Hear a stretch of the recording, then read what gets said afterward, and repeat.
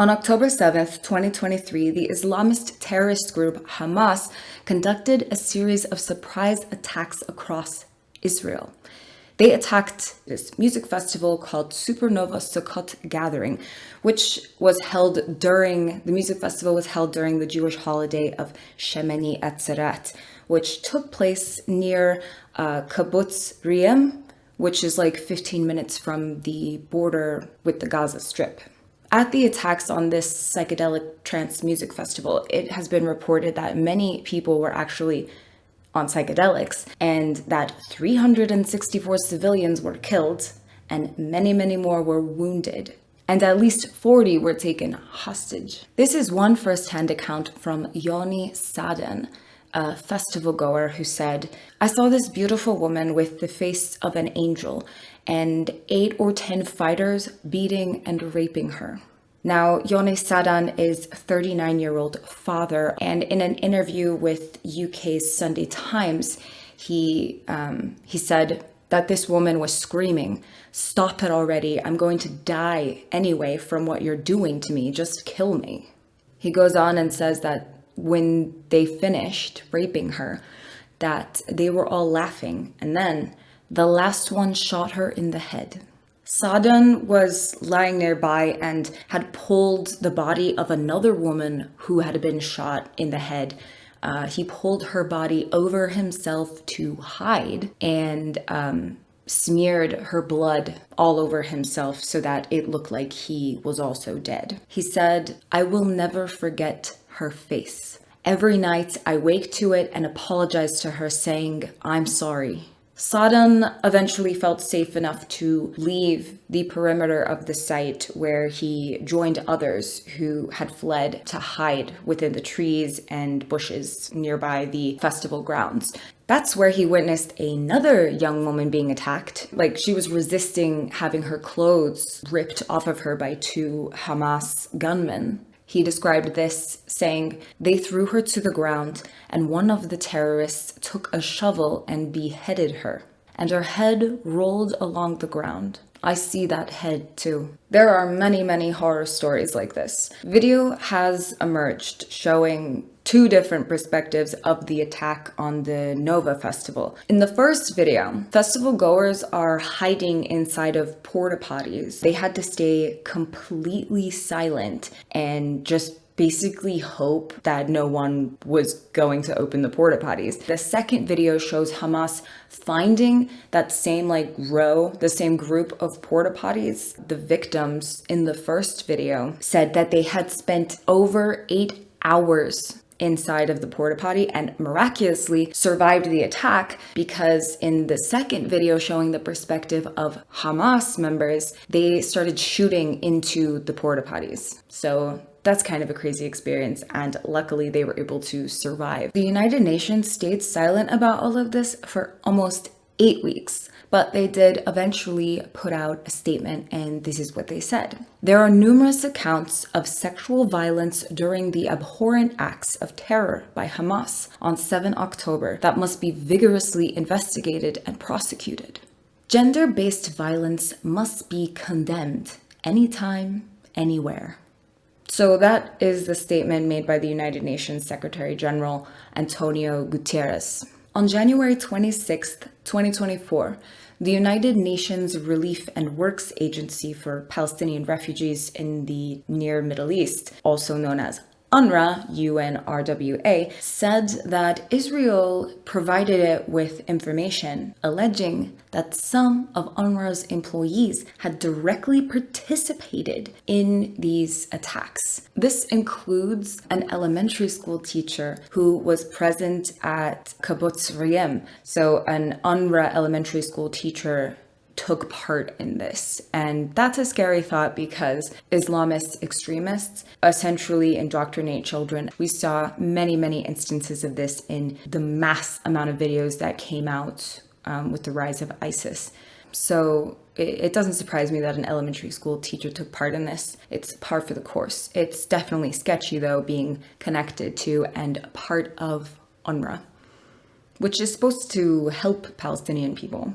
A hostage who was released during the brief 2023 Israel-Hamas ceasefire who had been held for nearly 50 days in Gaza, said that he was held prisoner in the attic of an UNRWA teacher and said that he was barely provided medical attention or food. UNRWA was originally established by the UN General Assembly in 1949 to provide relief to refugees from Israel's 1948 War of Independence. Obviously, the United Nations declared Israel a nation in 1948. This War of Independence is known as the Nakba, which means catastrophe in Arabic. According to a report published in the Wall Street Journal on January 29th, 2024, Israeli intelligence suggests that some UNRWA employees were directly involved in the attacks. So that elementary school teacher I mentioned earlier from Reem is one example. In addition to that, there are others facilitating kidnapping, munitions, and also logistics support. Intelligence information estimates they suggested that at least 1,200, which is 10% of UNRWA's 12,000 employees in Gaza, have links to Hamas. According to this report, an UNRWA Arabic teacher was identified as a Hamas commander who participated directly in the attacks. And there was also a report of an UNRWA social worker who took the body of an Israeli soldier to Gaza. Obviously, the IDF wants to recover as many of their dead as possible. This person was also connected to coordinating the distribution of trucks and munitions, so heavily involved in Hamas and the attacks. Another UNRWA employee was implicated in establishing an operations room for Palestinian Islamic Jihad following the Nova attack. There are also reports of 3 other employees, including an Arabic teacher, who were instructed by Hamas to arm themselves near the border. So after this news came out about all of these connections from UNRWA employees and teachers to Hamas, the United States halted all funding for UNRWA pending further investigations. And this decision was made along with allies including Germany, Japan, France, the United Kingdom, Canada, Australia, Italy, Finland, Iceland, the Netherlands, Switzerland, Estonia, Austria, Romania, New Zealand, Latvia, and Sweden. All of those nations listed are no longer funding UNRWA. Just to put this into perspective a little bit, in 2022, the United States was the largest single donor to UNRWA with an overall contribution of $344 million. That is a lot of money. That's like $1 million per taxpayer. I could use $1 million. The Trump administration had actually completely stopped funding UNRWA in 2018 with the Secretary of State and the CIA Director Mike Pompeo stating most Palestinians under UNRWA's jurisdiction aren't refugees and UNRWA is a hurdle to peace. The Biden administration initiated that process again. UNRWA Commissioner General Felipe Lazzarini tweeted out his support of an investigation into the matter after the news broke about his employees. In November of 2023, Lazzarini told reporters in Geneva, I do believe there is a deliberate attempt to strangle our operation and paralyze UNRWA operations. Also, the director of communications for UNRWA, Juliette Touma, spoke to reporters about this issue via video. She was in Amman, Jordan at the time. She said, the communications network in Gaza is down because there is no fuel, and this makes it impossible to manage or coordinate humanitarian aid convoys. Now, this happened just last week. This was February 10th, 2024. The IDF and Shin Bet Security Service said that they discovered a data center facility in a complex of tunnels beneath UNRWA's central headquarters in the Gaza Strip. So this included electrical service from the UNRWA building itself. And this picture is crazy because there was no disputing this. Like, you have a basement and tunnels and such underneath the actual UNRWA building, and they are literally giving power to Hamas servers. It's absolutely insane, and it makes it very difficult to believe anyone who worked at that building. If anyone who works at that building says that they didn't know what was going on, it makes it so difficult to believe it, because this complex that was built is pretty well established. Like, it is pretty equipped. Just to be explicit, the IDF actually showed journalists that the UNRWA headquarters itself was supplying the Hamas data center beneath it with electricity. The IDF said that this tunnel was 765 yards long and 20 yards deep. So a football field is, 120 yards? So it's a huge space. In addition to the server farm, the tunnel complex beneath the UNRWA headquarters also contained a kitchenette, a meeting room with office chairs, 2 bathrooms, and living quarters with several mattresses for terrorists operating the server farms to sleep, eat, whatever. The Israeli military also said that it discovered weapons inside the UNRWA building itself. This included rifles, grenades, and explosives. This intelligence information came from Shin Bet interrogations of terrorists who were captured in the IDF's Gaza offensive. So this information comes directly from Hamas. And obviously, there is proof of the payoff. UNRWA was housing a server farm for Hamas in addition to an arsenal. So when this news broke, the UNRWA commissioner, General Felipe Lazzarini, published another tweet that was somewhat weird. It was like defensive, but he wasn't being super straightforward. It was like meandering.